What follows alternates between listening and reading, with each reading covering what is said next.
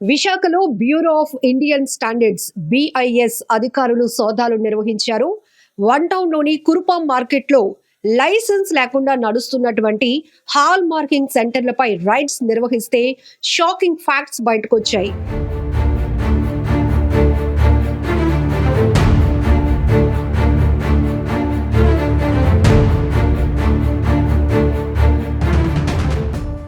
ఇప్పటి వరకు అంటే గత మార్చి నుండి కూడా వీళ్ళు నకిలీగా అంటే ఫేక్ హాల్ మార్క్ వేసే స్కామ్ నడిపిస్తున్నట్టు కూడా అధికారులు అనుమానించారు. ఇప్పటికీ వాళ్ళకు వచ్చినటువంటి అనేక కంప్లైంట్స్, అనుమానాల ఆధారంగా అక్కడ రైడ్స్ నిర్వహించడంతో పాటు మొత్తం సిస్టమ్ అంతా కూడా వెరిఫై చేస్తున్నారు. సో ఇప్పటి వరకు ఎవరెవరు ఇక్కడ ఆ గోల్డ్ పై, బంగారపు అచ్చులపై ఇక్కడి నుంచి ఈ 916 హాల్ మార్క్ వేయించుకొని వెళ్ళారు, అవి ఏ కస్టమర్లు కొన్నారు, ఇదంతా కూడా ఒక దందాగా నడిచింది. కాబట్టి ఎంతో మంది మోసపోయే ప్రమాదం కూడా ఉంది. ఈ నకిలీ వ్యవహారం కాస్త బంగారాన్ని కూడా ఈ భయం పట్టుకుంది. అవును, ఇక్కడ అడ్డంగా ఎవరు మోసపోతున్నారు అంటే మనమే, సాధారణ కస్టమర్లే. ఎందుకంటే అయ్యో మనం ₹1,00,000 ఇచ్చాం, బంగారం కొనుక్కున్నాం, దీని మీద 916 KDM హాల్ మార్క్ కూడా ఉంది కాబట్టి మనం సేఫ్, అంటే ఇది ఒరిజినల్ గోల్డ్ అని మనం ఫీల్ అయిపోతూ ఉంటాం.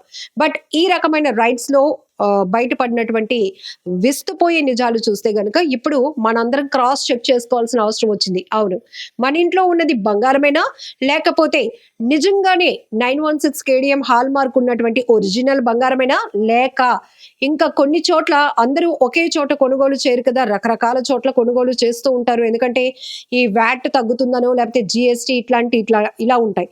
బట్ ఇదే ఒక సర్కిల్ గా నడుస్తున్నటువంటి కొనుగోలు వ్యవహారం కాబట్టి అన్ని ఇప్పుడు క్రాస్ చెక్ చేసుకోవాల్సిన పరిస్థితి ఉంది. సో మన ఇంట్లో మనం కొనుక్కొని పెట్టుకున్నటువంటి బంగారు ఆభరణాలన్నీ నిజంగా 916 హాల్ మార్క్ వేనా, లేకపోతే ఫేక్ 916 హాల్ మార్క్ వేసినటువంటివి ఉన్నాయా అనేది కూడా ఇప్పుడు ప్రతి ఒక్కరిని తీవ్రంగా వేధిస్తున్నటువంటి ప్రశ్నగా మారింది.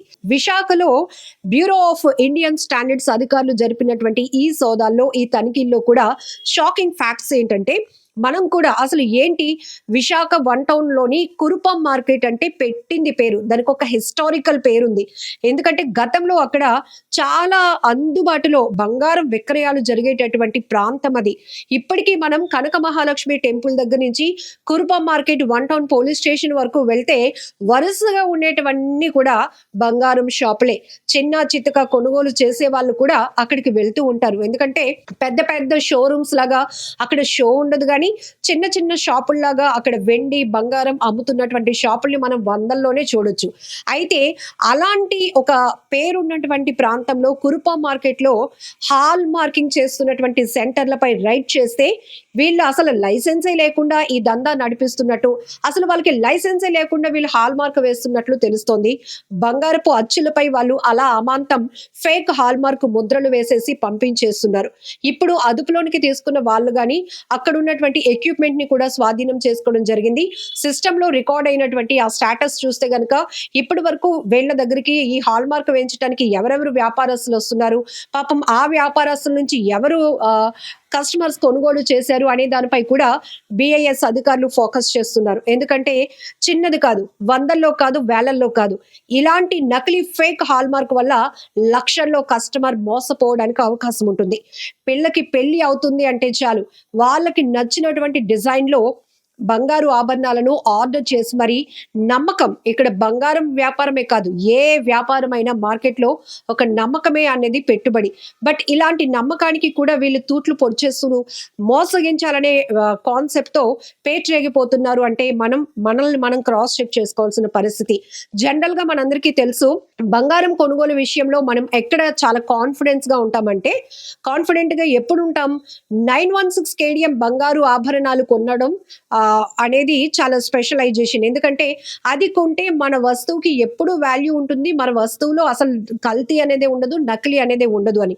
బట్ ఇప్పుడు హాల్ మార్క్ని కూడా వీళ్ళు హైజాక్ చేసేసి నకిలీ దందాగా మార్చేస్తున్నారంటే, ఒక్కసారి మన ఇంట్లో ఉన్న బంగారం అంతా కూడా ఒరిజినలేనా, లేకపోతే వాటిలో ఇలా కూడా ఏదైనా మనం మోసపోయి ఫేక్ హాల్ మార్క్ ఉన్న వస్తువులు ఉన్నాయా అనేది కూడా క్రాస్ చెక్ చేసుకోవాల్సినటువంటి పరిస్థితి వచ్చింది.